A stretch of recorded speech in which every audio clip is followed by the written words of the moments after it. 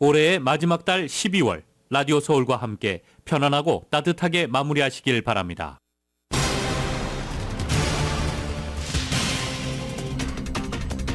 남가주에 이번 주 내내 비가 예보되고 있습니다. 일부 지역에는 최대 4인치 이상의 비가 내릴 것으로 전망되고 산간 지역에는 눈도 예보되고 있습니다.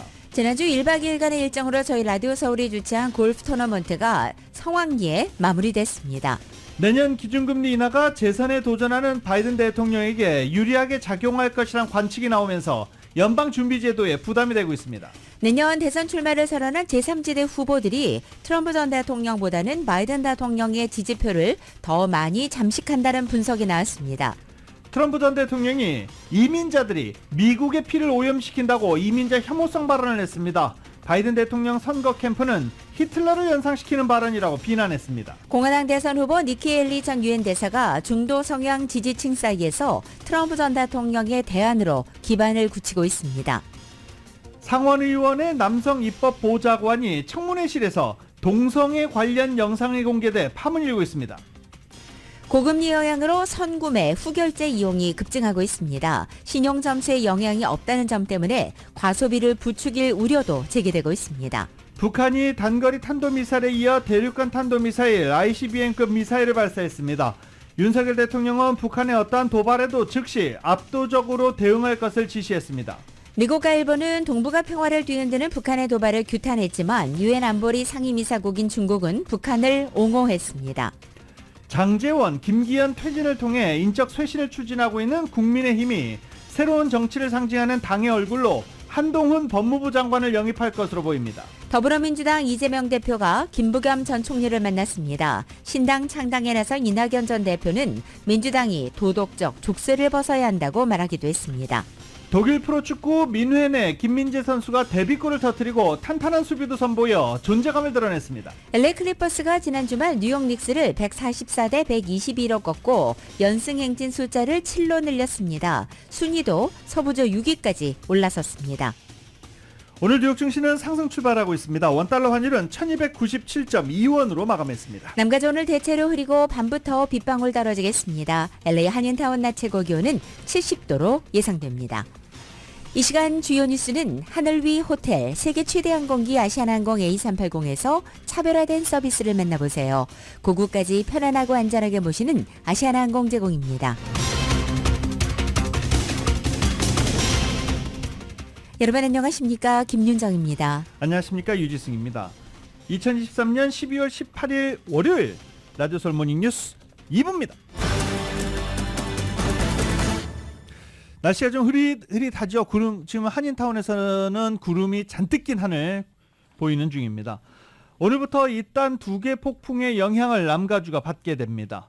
두 개 폭풍 가운데 첫 번째 폭풍이 오늘 오전부터 시작될 것으로 국립기상청은 전망하고 있습니다. 이 첫 번째 폭풍은 LA 카운티, 벤츄라 카운티에 미칠 것으로 전망됩니다. 약간의 비가 내리다 멈추기를 반복할 것으로 보입니다.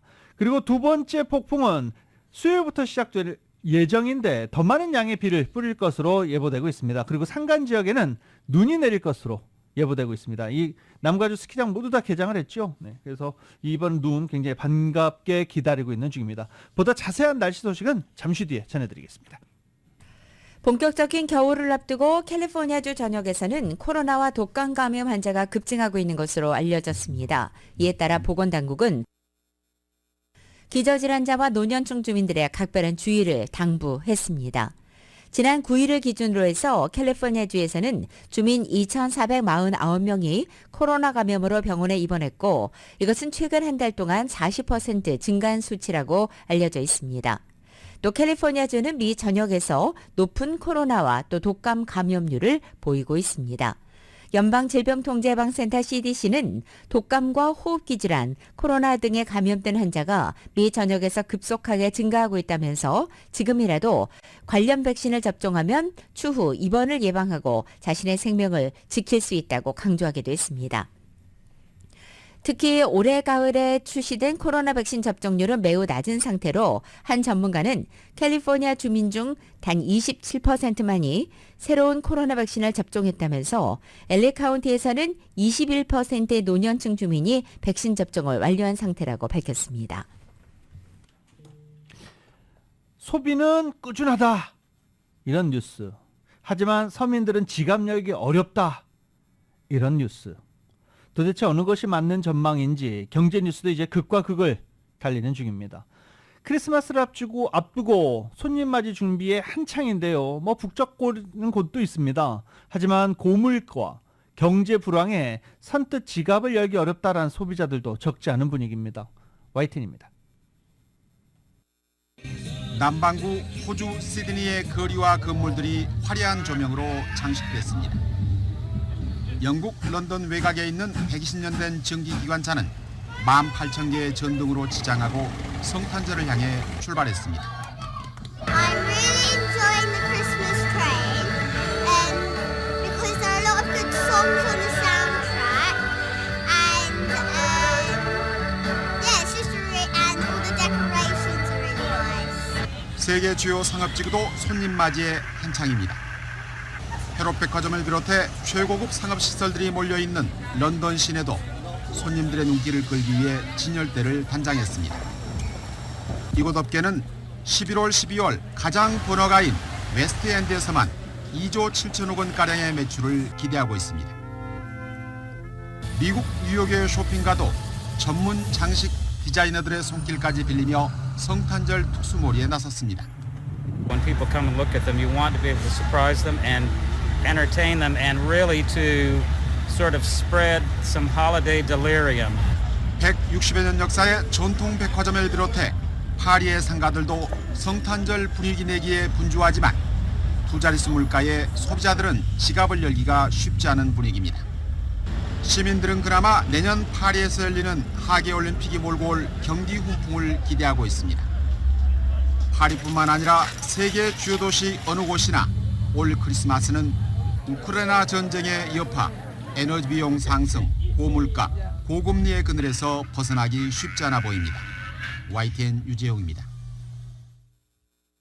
지난 14일과 15일 1박 2일간의 일정으로 저희 라디오 서울이 주최한 올림픽 골프배 VIP 초청 골프 토너먼트가 성황리에 개최됐습니다. 이은 기자가 다녀왔습니다. 2023년 한 해를 마무리하는 라디오 서울 주최 올림픽 골프배 VIP 초청 골프 토너먼트 대회가 지난 14일 샌 하신토에 위치한 소보바 카지노 리조트 부설 소보바 스프링스 골프 코스에서 70여 명의 한인 VIP들이 초청한 가운데 열렸습니다. 이날 행사에 참가한 한인들은 아름다운 전경이 펼쳐진 소보바 스프링스 골프 코스에서 멋진 스윙을 날리며 지난 한 해를 신나게 마무리했습니다.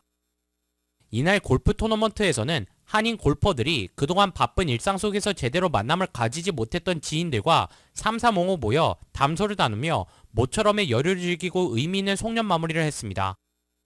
네, 라디오 서울에서 이제 이런 그 이벤트를 이제 1년에 개인적으로 바라면 1년에 한 번 하지 말고 1년에 한 두세 번 정도 해갖고 이제 한인 사회나 이런 이 골프 동호회에게 좀 어떤 너무 좋네요. 경관도 너무 좋고. 네, 오늘 골프 코스도 제가 새벽에 나와서 한번 봤는데요. 너무 아름다운 거예요. 그리고 필드 이 지금 그린도 좀 빠르고 좋은 것 같아서 오늘 느낌이 너무 좋고 골프를 오늘 마음껏 아주 실력 발휘를 할 수 있을 것 같습니다. 이날 치러진 골프대회처럼 한인 커뮤니티가 함께하는 자리가 자주 마련됐으면 좋겠다고 입을 모았습니다. 일단은 오는 동안에 아주 날씨도 좋고 그 주변 경관이 아주 좋아가지고 아주 편안하게 음악 들으면서 잘 왔고요. 오늘 이렇게 라디오 서울에서 아주 좋은 행사 마련해 주셔서 너무 감사드리고 오늘 아주 즐거운 라운딩 될 것 같습니다. 주최해 주셔서 감사합니다. 오빠들이에요. 네 분. 계속 이렇게 좋은 개최를 해 주셔서 감사해요. 지금 많이 설레고 있습니다. 오늘 처음 참가했거든요. 그래도 참여하는 데 의미가 있다고 생각합니다. 예, 감사합니다. 이런 행사 참석하게 해주셔서. 이날 열린 골프대회 챔피언은 에릭 고 씨가 차지했으며 남녀 메달리스트는 스티브 송 씨와 에스더 임 씨가 각각 차지했습니다. 이번 대회에서 수상한 참가자들에게는 PRGR 골프백 2개, 야마하와 글로브라이드의 골프채 각각 2채가 증정되었습니다. 저녁 만찬과 시상식 이후 라플 추첨이 마련돼 야마하 드라이버와 글로브라이드사의 골프채, 골프백, 코지다운 이불, 다양한 선물권 등 푸짐한 선물이 참가자들에게 나눠졌으며 데스크패드와 네이처스의 위승 마스크 등이 담겨있는 구디백과 올림픽 골프의 골프화 70여 켤레가 참가자 전원에게 증정되었습니다. 라디오 서울 뉴스 이은입니다.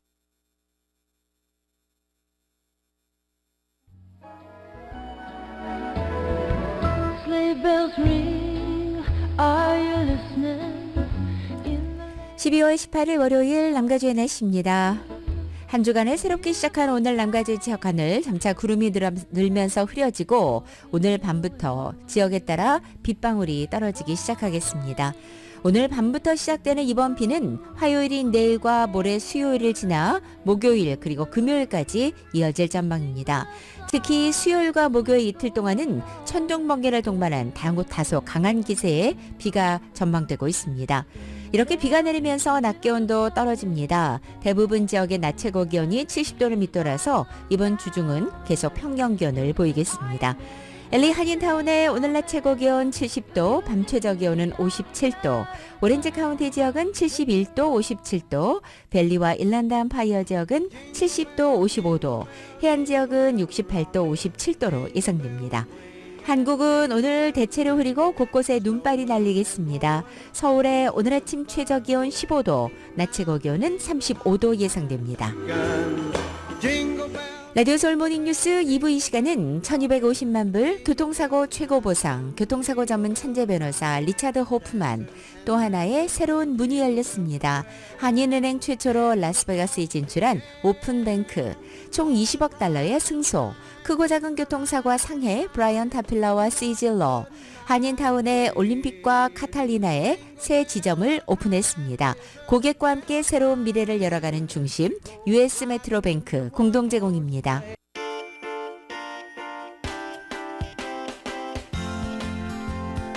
라디오 서울 모닝뉴스 2부 이 시각 현재 프리웨이 교통 상황입니다. 10번 이스트 방향입니다. 덜피 에비뉴와 만나는 지점 단독 차량 사고 있습니다. 405 노스 방향 크레이셔 블루바드와 만나는 지점 이중 추돌 사고 있습니다. 참고하시고 안전운전하시기 바랍니다.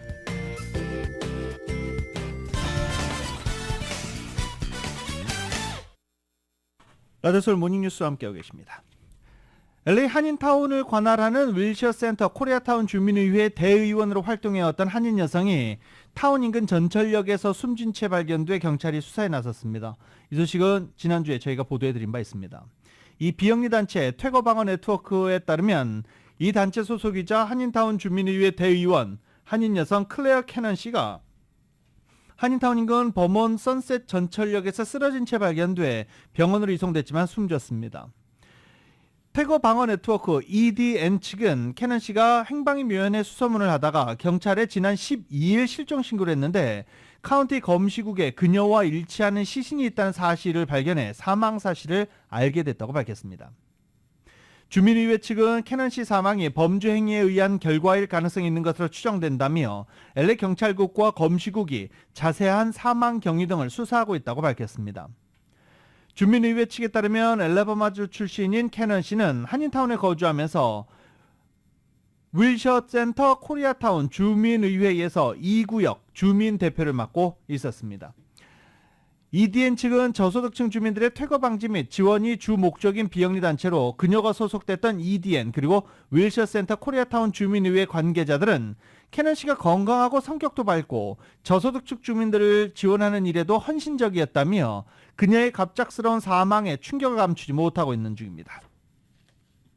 한인 여자친구에게 결별을 통보받은 후에 앙심을 품고 한 달 넘게 스토킹을 한 끝에 10여 발의 총격을 가해 살해한 살인범에게 가석방 없는 종신형의 중형이 선고됐습니다.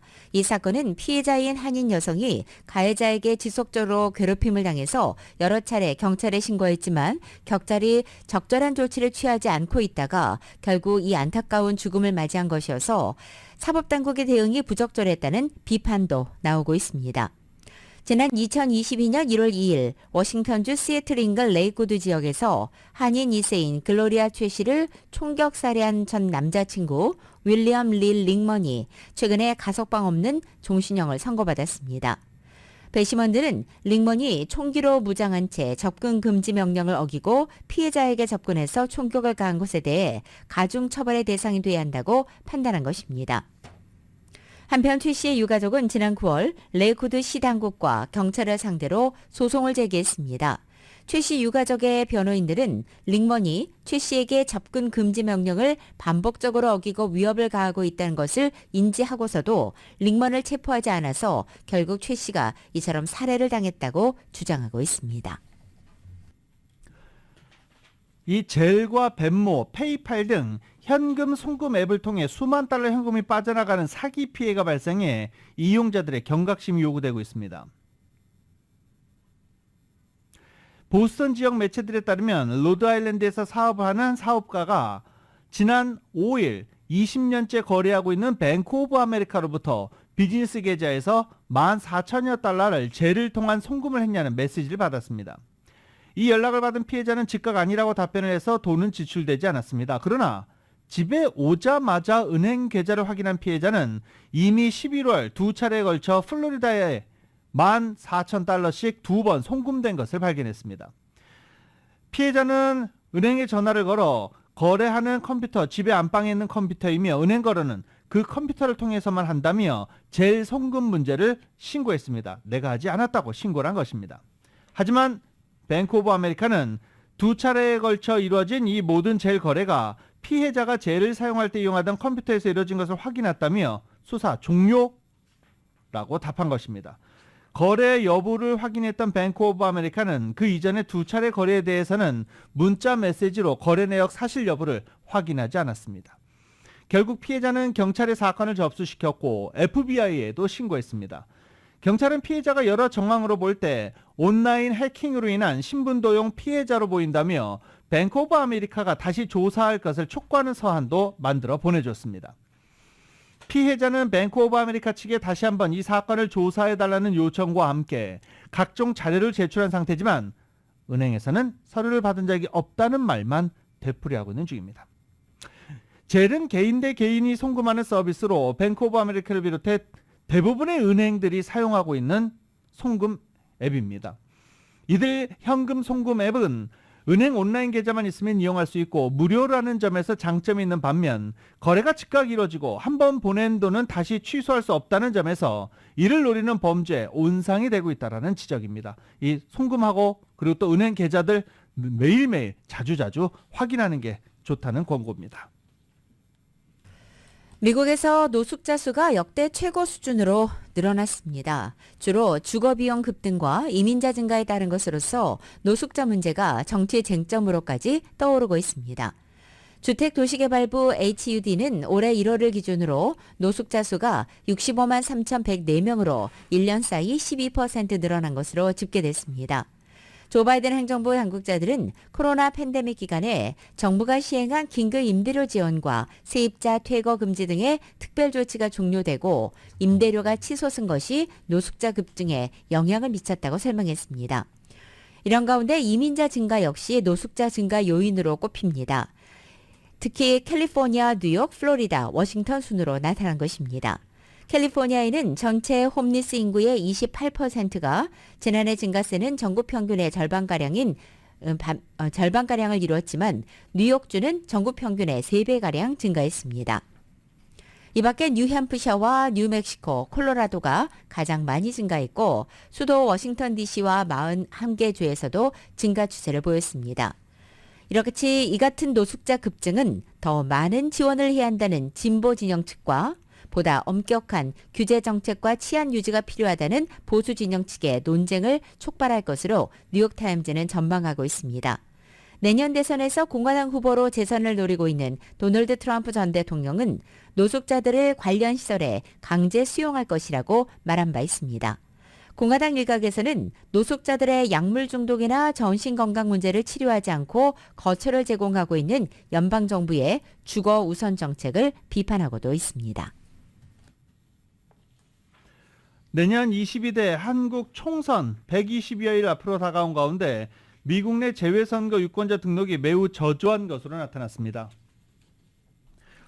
이에 따라 각 공관에 설치된 재외선거관리위원회는 순회 접수를 적극 활용하고 한인 단체 및 대학 학생회 등을 대상으로 유권자 홍보에 나서는 등 대책 마련에 부심하고 있습니다. LA 총영사관에 따르면 12일 현재까지 총선 신고 신청자는 955명으로 집계됐습니다. 신분별로는 한국에서 주민등록이 말소됐거나 없는 재외선거인이 63명, 주민등록이 있는 국외 부조자는 892명이었습니다. 영구 명부에 등재된 재외선거인 유권자 2167명까지 포함하면 현재까지 3122명의 유권자가 등록을 마친 상태인 것입니다. 이 같은 상황은 뉴욕도 마찬가지입니다. 남가주를 비롯해 네바다, 애리조나, 뉴멕시코 등 LA 총영사관 관할 지역의 추정 유권자 수는 영주권자 11만여 명과 일반 체류자와 유학생을 합친 전체 재외국민 숫자의 80% 선인 17만여 명입니다. 이를 감안하면 LA 총영사관 관할 지역 유권자 등록률은 1.75%에 불과한 것으로 나타나고 있습니다. 설탕 생산이 부족해지면서 매출 488억 달러에 달하는 미국의 제과업계가 연말 대목을 앞두고 전전긍긍하고 있습니다. 미국의 주요 사탕수수 생산지는 멕시코주와 루이지애나주인데 바로 이 지역에 가뭄이 장기화되면서 설탕 생산이 줄었고 미국 설탕의 선물 가격이 사상 최고치를 기록했기 때문입니다. 설탕을 제대로 공급하지 못한 제과업체들은 값비싼 수입산을 쓰면서 소비자 가격을 올릴 수밖에 없는 처지가 됐다는 설명입니다. 덤덤스 롤리팝 제조업체인 스팽글러 캔디의 커크 바시오 CEO는 설탕이 동나서 공장을 멈추는 것보다는 비싸게라도 설탕을 사와서 소비자들에게 전가하는 것이 더 낫다는 것을 알게 됐다면서 다른 회사들도 마찬가지 생각일 것이라고 말했습니다. 미국의 제과업 규모는 매우 큰 상태로 소비자 조사기관 유로모니터 인터내셔널에 따르면 올해 미국 제과 소매 매출은 488억에 달할 것으로 예상되고 있습니다. 제과업체들은 50개 주에 걸쳐서 약 1,600개의 제조 공장을 갖고 있으며 20만 명 이상의 직원을 고용하고 있고 공급업체를 비롯한 관련 업계까지 포함한다면 업계 종사자 수는 2배 이상으로 늘어나게 됩니다. 2020년 코로나 팬데믹으로 인한 공급망 차질과 또 인력 부족으로 인해서 식료품 가격이 크게 올랐는데 특히 과자류가 큰 타격을 받은 바 있습니다. 국세청이 보도자료를 통해 2024년도 표준 마일리지 공제액을 공개했습니다. 이 기준은 자동차를 운행할 때 공제 가능한 비용을 계산하는 데 적용됩니다. 내년 1월 1일부터 적용되는 새 공제액을 보면 업무 또는 비즈니스 목적으로 사용한 차량의 경우 1마일당 67센트를 공제받을 수 있습니다. 지난해보다 1.5센트가 인상됐는데 그 전에는 3센트가 오른 바 있어서 인상폭은 줄어든 셈입니다. 자선단체에서 운행하는 차량은 법령에 따라 1마일당 14센트로 정해져 있어서 변동 없이 유지됩니다. 연방거래위원회 FTC가 영어가 미숙한 새내기 이민자와 또 저소득층을 대상으로 자동차 판매 사기를 벌이는 행태에 칼을 빼들었습니다. FTC는 자동차 판매 딜러들을 대상으로 소비자 권리 보장 이행을 강제하고 불만 신고 접수 시 법적 대응을 통한 불법 이익금 환수에 나선다고 밝힌 것입니다. FTC는 지난 15일 비영리 뉴스기관인 에스네닉 미디어 서비스와 공동으로 차량 딜러 사기 방지 규제안, 즉 CARS 룰 시행을 알렸습니다. CARS 룰, CARS 룰은 2024년 7월 30일부터 시행됩니다. 해당 규제안은 차량 딜러 업체와 직원이 소비자를 기만하는 형태를 금지하는 내용을 담았습니다. CARS 룰은 차량 판매 가격 허위 표기와 낚시 광고 금지, 또 숨겨진 비용 추가와 불필요한 옵션 판매 금지, 고객 동의를 받은 판매 계약 준수 등입니다.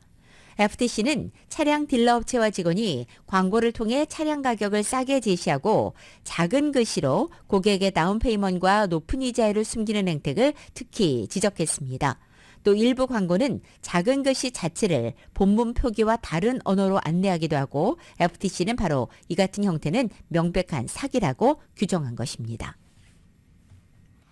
코스코에서 2,000달러짜리 골드바가 3개월간 1억 달러치 넘게 판매된 것으로 나타났습니다. 코스코 최고 재무 책임자 리처드 갈란티는 1온스짜리 골드바 상품을 코스코 웹사이트에 올리자 모두 몇 시간 만에 매진됐다라고 밝혔습니다. JP모건은 이달 초 발표한 귀금속 가격 전망 보고서에서 향후 금리 인하가 예상됨에 따라 내년에 금 가격이 온스당 2,300달러까지 치솟을 것으로 내다봤습니다. 때문에 2,069달러, 2,020달러에 판매되던 코스코 1온스짜리 골드바가 순식간에 다 매진된 것입니다. 코스코 측은 회원 한 명당 골드바 구매 개수를 2개로 제한하고 있어서 실질적인 금 투자를 하기에는 어렵다라고 CNBC는 짚기도 했습니다. 코스코 측은 고객들에게 당부하고 있습니다. 다른 일반적인 상품과 달리 이 골드바는 한번 사면 환불이 불가능하다. 이 점을 유의해야 한다라고 덧붙였습니다.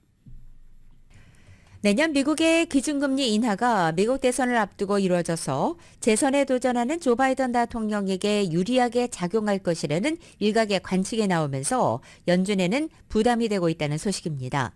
블룸버그 통신은 어제 금리 인하를 향한 연준의 정책 전환 피벗이 바이든 대통령에게는 희소식이지만 제롬 파월 연준 의장에게는 위험할 수 있다고 평가한 것입니다.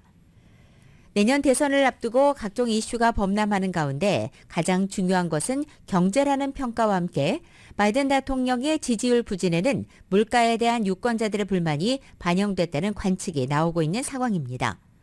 백악관 측이 낮은 실업률과 인플레이션 둔화, 견고한 성장률 등을 내세우는 가운데 미국 경제가 기준금리 인하와 함께 연착륙에 성공할 경우 바이든 대통령에게는 호재가 될 수 있기 때문입니다. 바이든 대통령은 실업률 하락 등에 대해서 최고의 상황이라면서 추가 금리 인상 불필요성을 지지한다고 지난 8일 말했고 자넷 옐런 연방재무부 장관은 인플레이션 둔화에 따른 금리 인하에 대해서 자연스럽다라고 밝히기도 했습니다. 다만 블룸버그는 파월 의장의 피벗에 대해 트럼프 전 대통령과의 재대결에서 의도적으로 바이든 대통령을 지원하려 한다는 의심을 불러일으킬 위험이 있다고 지적한 것입니다. 이어서 내년도 침체 위험이 높아질 경우 금리 인하의 정치적인 정당성이 있겠지만 경제가 견조한 흐름을 보이는데도 금리 인하에 나선다면 바이든 대통령의 재선을 지원하려 한다는 의혹을 떨치기는 어려울 것이라고 진단했습니다. 이렇게 금리 인하 이야기가 계속 나오고 있습니다. 이 제롬 파월 연준 의장이 최근 통화정책 관련 기자회견에서 통화 완화 선호 성향으로 해석될 수 있는 발언을 한 후 금리 인하에 대한 기대가 점점 더 커지고 있습니다. 이와 관련해서 오스탄 굴스비 시카고 연준은행 총재는 당신이 얘기한 것도 아니고 파월 의장이 얘기한 것도 아니고 사람들이 그저 듣고 싶은 것을 들은 것뿐이다 라고 말했습니다. 굴스비 총재는 지난주 연방공개시장위원회 후 시장 반응에 대해서 약간 혼란을 느낀다며 시장은 연준이 말해줬으면 하는 바를 실제로 했다고 덮어씌우고 있는 것 같다라고 반문했습니다. 우리는 2023년 많은 진전을 이뤘지만 아직 끝나지 않았다는 것을 모두에게 경고한다라고 말하기도 했습니다. 제롬 파월 의장의 금리 인하 정책 발언은 없었다는 것을 다시 한번 상기시키면서 듣고 싶은 것만 듣고 보도하면 안 된다라고 경고했습니다. 전기차 업체 테슬라가 최근 주행 보조 기능의 오토파일럿 결함을 수정하기 위해서 미국에서 판매된 거의 모든 차량을 리콜하겠다고 발표했습니다. 하지만 일각에서는 오토파일럿의 안전 문제를 해결하기에 부족하다라는 비판이 나옵니다. 어제 워싱턴 포스트에 따르면 전문가들은 테슬라의 리콜 조치가 오토파일럿의 근본적인 문제를 해결하지 못할 것이라고 지적했습니다.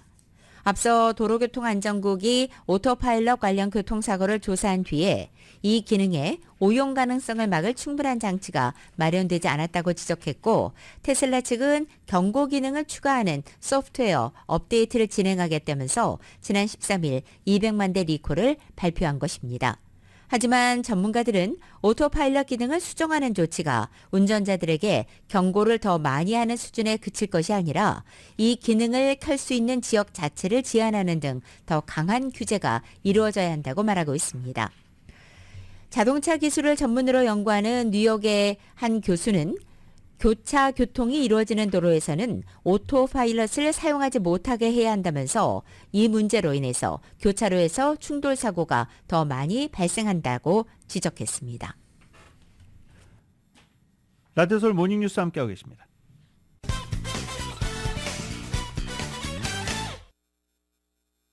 라디오 서울 모닝뉴스 함께하고 계십니다. 히스패닉 유권자들의 변심이 바이든 대통령에게 불안감을 더하고 있습니다. 트럼프에 대한 히스패닉의 지지가 바이든에게 적신호를 보내고 있다며 정치 분석가들을 인용해 트럼프 전 대통령을 지지하는 성향의 유권자들이 늘고 있다라고 보도했습니다.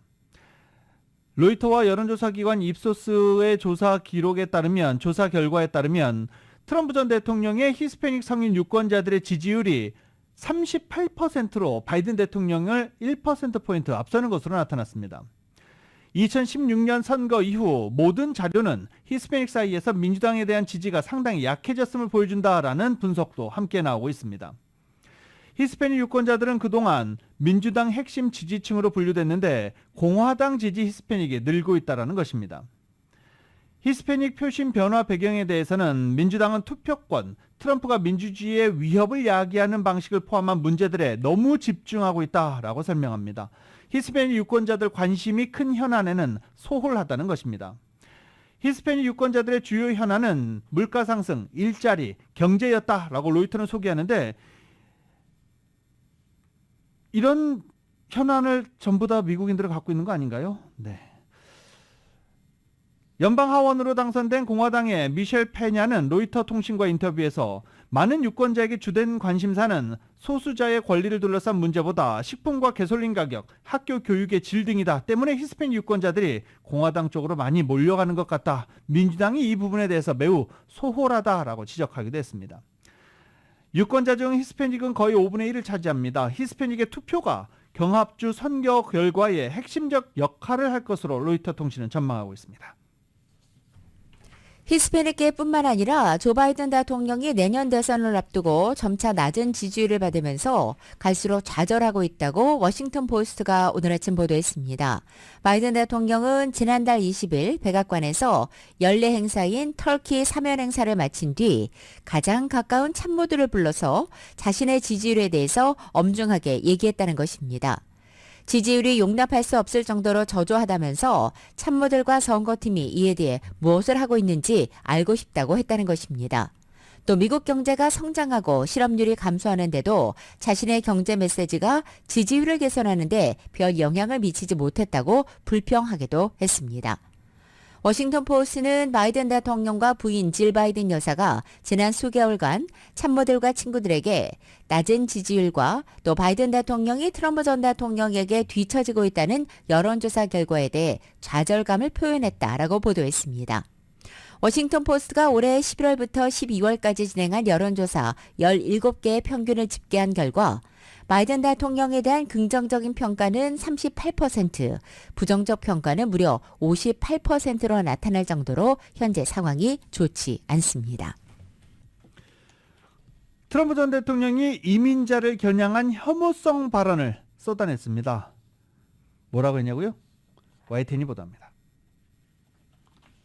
백인 인구 비중이 90%가 넘는 뉴햄프셔주에서 선거 유세에 나선 트럼프 전 대통령은 이민자들이 미국의 피를 오염시킨다고 말했습니다. 사전에 미리 배포한 원고에는 없는 발언입니다. I think the real number is 15, 16 million people into our country. When they do that, we got a lot of work to do. They're poisoning the blood of our country. That's what they've done. They poison. 남미뿐 아니라 아시아와 아프리카 출신 이민자들도 미국으로 들어온다며 이들이 미국의 피를 오염시킨다고 주장했습니다. 트럼프는 지난 9월에도 우파 성향 웹사이트와 인터뷰에서 이민자들이 미국의 피를 오염시킨다고 언급했습니다. 조 바이든 대통령 선거 캠프는 즉각 비난했습니다. 유대인이 독일인의 피를 오염시킨다는 아돌프 히틀러의 주장을 연상시킨다며 트럼프가 히틀러 흉내를 내며 미국의 민주주의를 위협하고 있다고 지적했습니다. 이번 발언은 학계는 물론 공화당 내에서도 비판의 목소리가 나오고 있습니다. 트럼프 전 대통령은 이슬람권 국가 출신자에 대한 입국 금지 확대 등의 이민 정책을 핵심 공약으로 내걸고 있습니다. 트럼프는 이 유세에서 북한 김정은 국무위원장을 매우 좋은 사람이라고 평가하며 그가 바이든 행정부를 좋아하지 않지만 자신을 좋아한다고도 말했습니다. YTN 김태현입니다. 공화당 대선 후보인 니키 헤일리 전 유엔 대사가 중도 성향 지지층 사이에서 트럼프 전 대통령의 대안으로 기반을 굳히고 있습니다.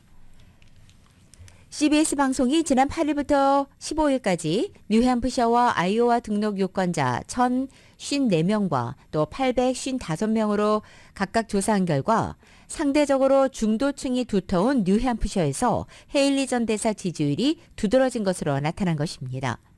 아이오와 뉴햄프셔는 내년 공화당 첫 코커스와 프라이머리가 각각 실시되는 주로서 전체 경선 흐름을 좌지우지하는 대선 풍향계로 인식되는 지역들입니다.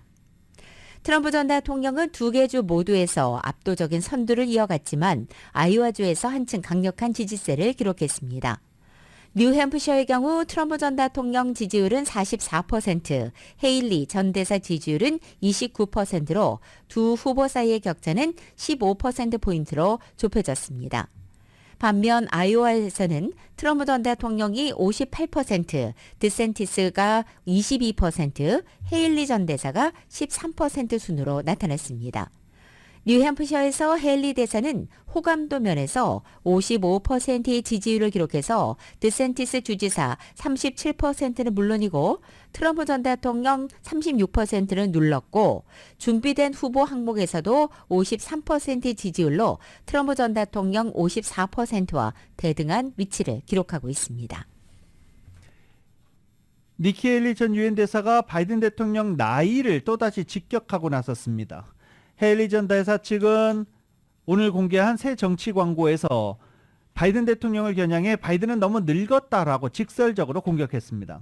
그는 의회를 향해서도 의회는 미국에서 가장 독보적인 양로원이다라고 지적했습니다. 워싱턴 포스트는 이에 대해서 대선 레이스 시작 이후 바이든 대통령 나이에 대한 가장 직접적인 공격이라고 평가했습니다. 올해 51세인 헤일리 전 대사는 의회에 임기 제한을 둘 것이고 75세 이상 정치인은 의무적으로 정신 능력에 대한 검사를 하도록 할 것이다 라고 말해 거센 논란을 일으켰던 바 있습니다. 바이든 대통령은 올해 81세, 트럼프 전 대통령은 77세입니다. 민주당의 낸시 펠로시 하원 의장은 83세, 건강 이상 징후를 지속적으로 노출하고 있는 미치 매코넬 상원 원내대표는 81세입니다.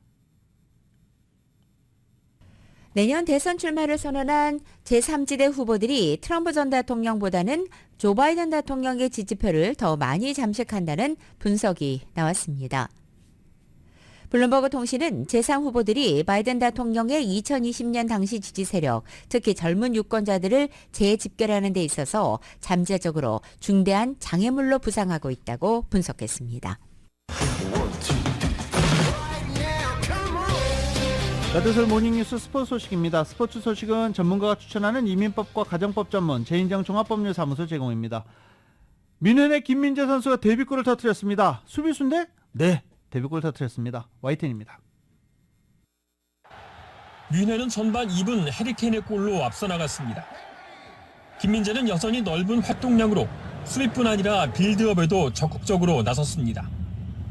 25분엔 프리킥 상황에서 정확하게 골문에 헤더를 꽂아 넣었습니다. 수비와 같은 라인에 있었지만 아쉽게 옵사이드 판정을 받았습니다. 전반 추가 시간엔 중앙선 근처에서 감각적인 패스로 뮬러의 골을 도왔지만 이건 역시 옵사이드로 취소됐습니다. 후반 10분 프리킥 기회에서 김민재는 정확한 패스로 해리케인의 추가골을 도왔습니다. 하지만 수비 맞고 갔다는 이유로 이 도움 역시 기록에서 지워졌습니다. 8분 뒤 김민재는 기어코 데뷔골을 터뜨렸습니다. 헤더가 수비에 맞고 굴절됐지만 득점으로 인정을 받았습니다. Brilliant. He demanding both boxes on high balls today. Outstanding. 공격과 수비에서 최고의 활약을 펼친 김민재를 앞세워 위네는 3대0 완승을 거두고 선두 레버쿠젠을 바짝 추격했습니다. 현재 언론들은 두 골을 넣은 케인보다 김민재의 활약을 더 높게 평가했습니다. 슈투트가르트의 정우영은 후반 32분 교체로 남아 김민재와 16분 동안 우정의 대결을 펼쳤습니다. YTN 이경재입니다. 이강인의 파리 생제르맹이 리그 연승을 8연승에서 마감했습니다. 울버햄턴의 황희찬도 공격 포인트를 기록하지 못했고 프리미어리그에서는 아스널이 다시 선두 자리로 올랐습니다. YTN입니다. 릴과의 원정 경기에 나선 파리 생제르맹의 이강인이 빠른 드리블 끝에 좋은 패스를 내줬지만 덴벨레의 슈팅이 골문을 살짝 벗어납니다. 이강인의 도움이 될 뻔한 좋은 장면이었습니다. 후반전 이강인의 발끝에서 시작된 공격에서 페널티킥이 선언됐고 음바페가 침착하게 차 넣으며 파리 생제르맹이 앞서갑니다. 그러나 후반 추가 시간 릴이 극적으로 동점골을 성공시키며 파리 생제르맹의 리그 연승을 8연승에서 마감시켰습니다. 이강인은 구스코어드닷컴으로부터 평점 6.8점을 받았습니다. 프리미어리그 황희찬의 울버햄튼은 웨스트햄에게 완패했습니다. 황희찬이 내준 패스에서 결국 골이 터졌지만 VAR 끝에 옵사이드가 선언됐고 웨스트햄은 쿠두스의 2골, 고엔의 1골로 3대0으로 승리했습니다. 황희찬은 평점 5.6점을 받았습니다. 브라이턴의 밀집 수비를 뚫지 못하던 아스널, 후반 8분 코너킥 기회에서 제주스가 완벽한 선제골을 터뜨립니다. Right place, right time. Gabriel Jesus gives the Gunners the lead. 후반 42분 하베르츠의 쐐기골로 브라이턴을 2대0으로 꺾은 아스널은 메뉴와 득점 없이 비긴 리버풀을 제치고 리그 선두로 올라섰습니다. YTN 김동민입니다. LA 차저스는 지난 목요일 경기했었죠. 목요일 경기에서 라스베가스 레이더스에게 21대 63으로 대패하고 감독을 경질했습니다. 예, 감독 LA 램즈 수비 코치였는데 LA 차저스를 이끌 감독으로 기대가 됐지만 결국 2시즌 반 만에 시즌 도중에 경질됐습니다. LA 차저스에서 시즌 도중에 경질된 두 번째 감독이 됐습니다. 지금 차저스는 제이슨 허버트와 신인이었죠. 이 허버트와 대박 계약을 맺어주면서 올 시즌부터 큰 기대를 끌었는데 또 허버트도 손가락 부상으로 빠지고 성적도 곤두박질치고 이제 감독을 경질해버렸습니다. 과연 어떤 감독으로 내년 다음 시즌에 차저스를 만나게 될지 기대를 해보겠습니다. 2027년인가요? 소파이 스테디움에서 슈퍼볼을 열리기로 결정이 됐기 때문에 LA 차저스가 이번에는 홈에서 슈퍼볼 한번 해봐라 이런 응원도 열심히 나오고 있는 중입니다. 이런 가운데 어제 LA 램스가 워싱턴 커맨더스와의 경기에서 28대 20으로 승리를 거뒀습니다. 어제 소파이 스테디움에서 열린 경기에서 LA 램스가 28대 20으로 승리를 거두면서 플레이오프 진출 희망을 계속 키워가고 있는 중입니다. 오랜만에 타이거 우즈 소식입니다. 타이거 우즈가 아들 찰리와 한 팀으로 출전한 가족 대항 골프 대회에서 공동 5위를 차지했습니다. 발목 수술을 받고 최근 7개월 만에 필드에 복귀한 황제 우즈가 모처럼 행복한 시간을 보냈다고 합니다. YTN의 보도입니다. 타이거 우즈가 아들 찰리와 캐디로 나선 딸 샘이 지켜보는 가운데 파5 홀에서 두 번 만에 공을 그린에 올리더니 이글 퍼팅에 성공합니다. 골프 황제 아버지가 건재를 과시하자 이번엔 14살 아들 찰리가 파워 자랑에 나섰습니다. 355야드 파포 7번 홀. 자신감 넘치는 스윙에 공은 그대로 그린 위에 안착했고 가볍게 버디를 추가합니다. 벙커에서도 아빠 못지않은 정교한 샷을 선보였습니다. 앞권은 9번 홀 그린 주변에서 보여준 칩샷이었습니다. 칩인 버디가 그대로 홀컵으로 빨려 들어가자 주먹을 번쩍 들어 환호했고 이를 지켜보던 타이거 우즈의 얼굴에는 아빠 미소가 멈출 줄 모릅니다. 주먹을 들어올려 포효하는 리액션마저 젊은 시절 아빠를 꼭 빼닮았습니다. I was on the high side, so I got a chance to see it from about 10 feet out. It looked pretty damn good to me. And then it went in, he got excited, and I looked over at Strix, and he's just looking at me, just shaking his head. Yes, yeah, it was a great shot. 찰리의 활약 속에 첫날 10위였던 우주부자는 버디 11개를 추가해 공동 5위까지 순위를 끌어올리면서 대회를 마쳤습니다. 4년 연속 가족 대항전에 출전한 찰리는 키가 훌쩍 자랐지만 골프 실력도 빠르게 성장하는 모습입니다.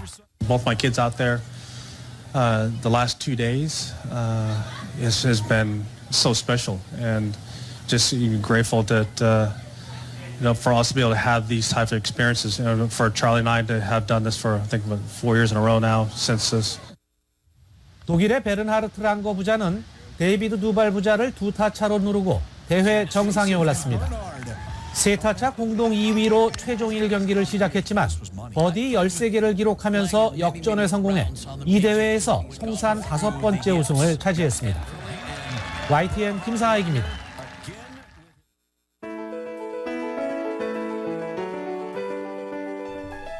2023년 12월 18일 월요일에 전해드린 라디오 서울 모닝뉴스 여기서 마치겠습니다. 이번 주 내내 비 소식이 있으니까 이 부분 꼭 참고하시기 바랍니다. 지금까지 진행의 유지승, 김윤정이었습니다. 라디오 서울 모닝뉴스 2부 이 시간은 1250만 불 교통사고 최고 보상, 교통사고 전문 천재 변호사 리차드 호프만, 또 하나의 새로운 문이 열렸습니다. 한인은행 최초로 라스베가스에 진출한 오픈뱅크, 총 20억 달러의 승소, 크고 작은 교통사고와 상해, 브라이언 타필라와 시질러, 한인타운의 올림픽과 카탈리나에 새 지점을 오픈했습니다. 고객과 함께 새로운 미래를 열어가는 중심, US 메트로뱅크 공동 제공입니다. 잠시 후 9시에는 강희신의 오늘의 미국이 방송됩니다. 함께해 주신 여러분 고맙습니다.